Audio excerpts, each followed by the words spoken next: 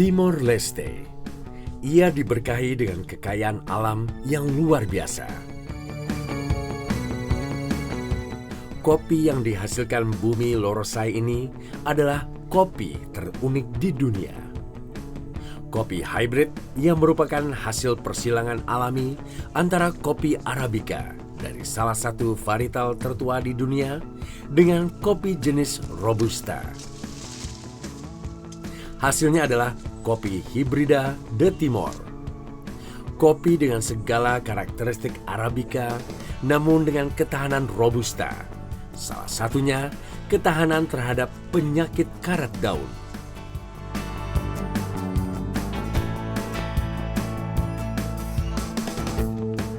Timor Leste, ia punya beragam kisah.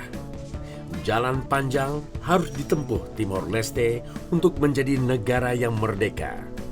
Dan Indonesia tak bisa dipungkiri turut terlibat di dalamnya. Negara bekas koloni Portugis ini seakan tak pernah lepas dari pergolakan. Tahun 1975, Timor Leste mencoba lepas dari Portugal.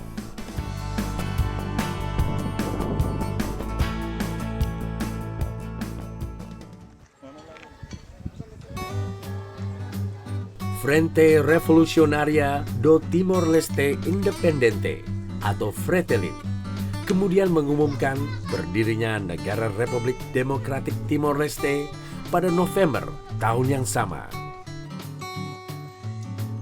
Namun 10 hari kemudian, pasukan Indonesia mulai memasuki Timor Leste.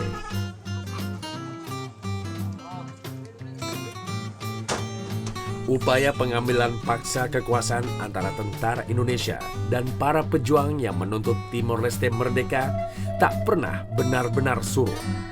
Kendati kemudian Timor Leste menjadi bagian dari NKRI dengan sebutan Timor Timur.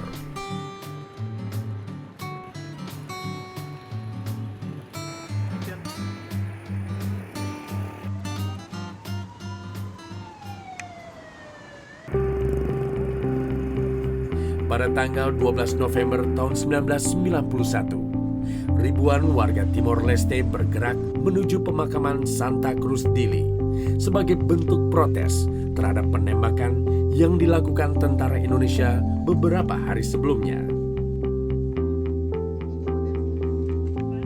Bentrokan susulan antara tentara Indonesia dan warga pun tak bisa dihindari. Bahkan skalanya makin membesar hingga menewaskan ratusan korban.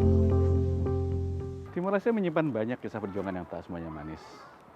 Negara yang sejak tahun 1515 dikenal sebagai daerah koloni Portugis ini sempat mengecap invasi dari Jepang pada tahun 1942 dan okupansi Indonesia pada tahun 1975. Hingga akhirnya pada tanggal 20 Mei tahun 2002, Timor Leste resmi menjadi negara demokrasi. Kini hubungan Timor Leste dengan Indonesia telah memasuki tahap saling menghargai dan menghormati. Diplomasi antara kedua negara yang dulunya sempat bertikai terus berjalan. Di samping Taman Pekuburan Santa Cruz dibangun Taman Makam Pahlawan Seroja.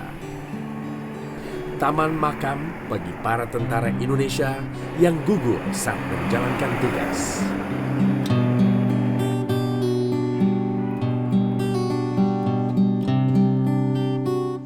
Presiden pertama Indonesia, Soekarno, pernah berujar, bangsa yang besar adalah bangsa yang menghargai jasa para pahlawannya.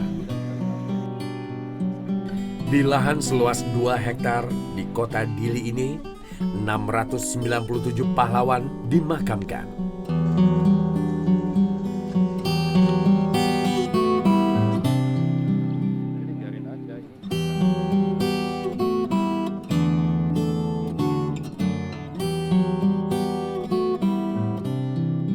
Siang Bapak, halo saya Adi. Akhirnya kita bisa bertemu. Ini itu ada 12, ada 12 TMT. 12 TMP di 11 distrik. Mhm. Di Bakau itu ada 2 TMP, Kiulale dengan Kailara. Total di sana itu ada 500 lebih makamnya di 2 tempat itu. Ada di Likisa. Jadi dari sini kalau dalam perjalanan melalui darat itu sekitar 40 menit. 40 menit itu. Di situ Likisa ada, tapi kebanyakan di situ ada 77 makam di Likisa itu. Jadi mayoritas di situ adalah partisan mereka yang juga meninggal pada waktu masih menjadi provinsi itu. Wah, jadi bisa dibilang sebenarnya makam di sini itu memang bersebelahan sama makam Santa Cruz itu ya Pak ya? Ya, Makaman lokal ya? Letaknya TMP Sorojadili ini di seberang jalannya Santa Cruz. Jadi ketika 19 Mei Bapak Presiden dengan rombongan itu datang berziarah ke TMP Sorojadili, sebelumnya beliau ke Santa Cruz dulu. Oh, oke. Meletakkan karangan bunga dan kemudian juga bertemu dengan keluarga yang memang ada dimakamkan di sana, tempat berbincang-bincang, dan mereka sangat memberikan apresiasi dan beliau dengan rombongan berjalan dan kemudian langsung berziarah di sini. Dengan anggaran biaya pemeliharaan 500 juta per tahun, Taman Makam Pahlawan ini adalah salah satu monumen pengingat bahwa ratusan prajurit NKRI gugur dalam membela kepentingan bangsa. Jadi di Taman Makam Pahlawan Soroja di 11 distrik Dili itu kan disemayamkan ada TNI, ada Polri, dan juga ada partisan ketika Timur masih di dalam NKRI ketika itu. Nah, kita tahulah masalah sejarahnya. Nah, jadi secara faktual TMP itu, Taman Makam Pahlawan itu di luar Indonesia, di seluruh dunia itu yang ada hanya di Timor Leste. Itu satu. Nah, itu sudah diketahui oleh berbagai pihak, dia berbagai pemangku kepentingan di Indonesia. Kondisinya pun pada umumnya sudah diketahui. Nah, persoalannya sekarang itu adalah sebetulnya sikap atau pekerjaan apa yang seyogianya kita lakukan dalam rangka pemeliharaan dan perbaikan berbagai TMP Soroja ini. Pengalaman saya mengunjungi Timor Leste begitu berharga. Dengan segala kekurangan dan kelebihannya, negara kecil di ujung Pulau Timur ini hadir memberi beragam warna bagi sejarah, budaya, dan tentunya juga bagi produksi kopi dunia.